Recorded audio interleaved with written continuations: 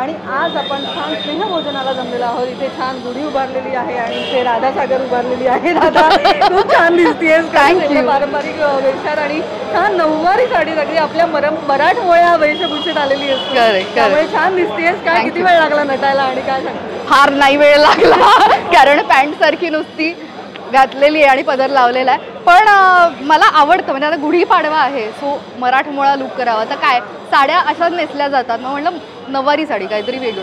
नक्की. हा नेकलेस आणि सगळं पण छान आहे. त्याबद्दल काय सांगते? माझी डिझायनर जी आहे पनाश बुटीक तिचं म्हणजे बुटीक आहे पुण्यामध्ये पण ती माझे लुक डिझाईन करते. मग मटाचा असू दे किंवा कुठलाही काही इव्हेंट असेल तरीसुद्धा हे आता प्रमोशनल ॲक्टिव्हिटीज चालू आहेत सो प्रत्येकाला काहीतरी वेगळा अटायर असेल असं मीही बघते आणि तीही बघते. नक्कीच आज आपण छान इथे गुढी उभारलेली आहे.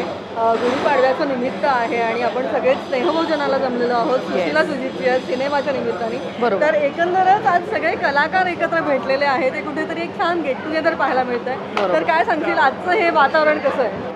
आजचं वातावरण खूप छान आहे. हे निमित्त आहे आणि मला सांगायला आवडेल की सुशीला सुजित ही आता 18 एप्रिलला येतीच आहे फिल्म. त्याच्यातलं जे गाणं आहे ते पण ट्रेंडिंगला आहे. टीझरलाही खूप चांगला रिस्पॉन्स आलेला आहे. एक वेगळी पेअर बघायला मिळणार आहे आणि खूप वेगळी गोष्ट आहे माझी फिल्म किंवा मी त्या फिल्ममध्ये असल्यामुळे माझा आनंद डबल आहे. आणि आता नवीन सुरुवात या निमित्ताने पुन्हा एकदा माझी होतीये. सो आता येणाऱ्या वर्षात आणखीन जास्तीत जास्त चांगली कामं करायची आहेत. पण ही फिल्म आवर्जून बघा काहीतरी वेगळं देण्याचा प्रयत्न मराठी इंडस्ट्री करते आणि त्याला तुम्ही लोक थिएटरमध्ये ते जाऊन बघितलं तर त्यासारखं ॲप्रिसिएशन नाही आहे. सो नक्की बघा. आणि राधा मला काय सांगशील की अर्थात ब्रेक नंतर तुझी फिल्म येते त्यामुळे नक्कीच एक्साइटमेंट जास्त असेल आणि कशा पद्धतीने ही फिल्म तुझ्याकडे आली काय तरी स्टोरी असेल नक्की काय सांगते? नाही मला नक्की आवडेल सांगायला.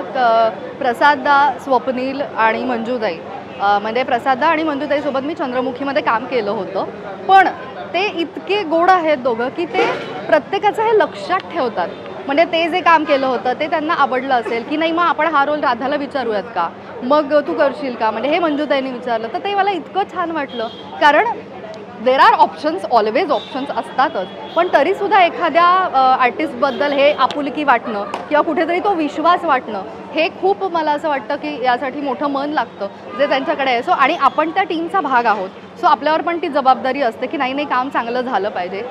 सो येस मला खूप आनंद झाला की पुन्हा एकदा टीम एकत्र आली आणि पुन्हा एकदा त्यानिमित्ताने माझी सुरुवात झाली. सो काय भूमिका याच्यात काय सांगते?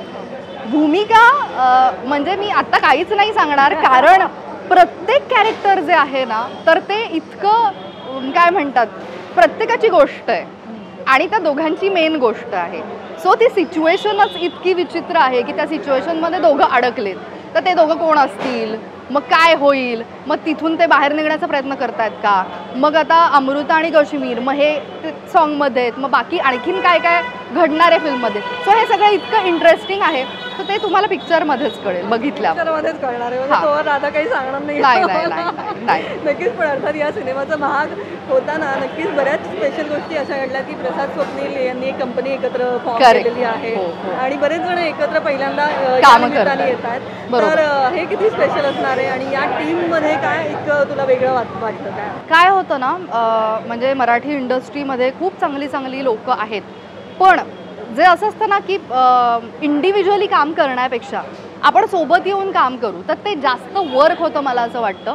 आणि त्या पद्धतीची माणसं आता एकत्र येऊन काहीतरी करू पाहत आहेत. त्यामधल्या स्वप्नील आणि प्रसाददा मंजूताई असेल तर हे टीमवर्क ना जास्त त्याचा इम्पॅक्ट जास्त पडतो किंवा जे 4 प्रोजेक्ट करणार असतील तर ते 10 प्रोजेक्ट होतील इतका फरक पडतो. सो काय म्हणतात ब्लेसिंग आहे सोने पे सुहागा आणि आता येणाऱ्या वर्षात जास्तीत जास्त चांगली प्रोजेक्ट्स यांच्याकडून येतील आणि आम्ही पण त्यात असू. त्यासाठी शुभेच्छा. जाता जाता आपल्या प्रेक्षकांना गुढीपाडव्याच्या शुभेच्छा. सुशीला सुजितकडून तुम्हा सगळ्यांना गुढीपाडव्याच्या खूप खूप शुभेच्छा. थँक्यू.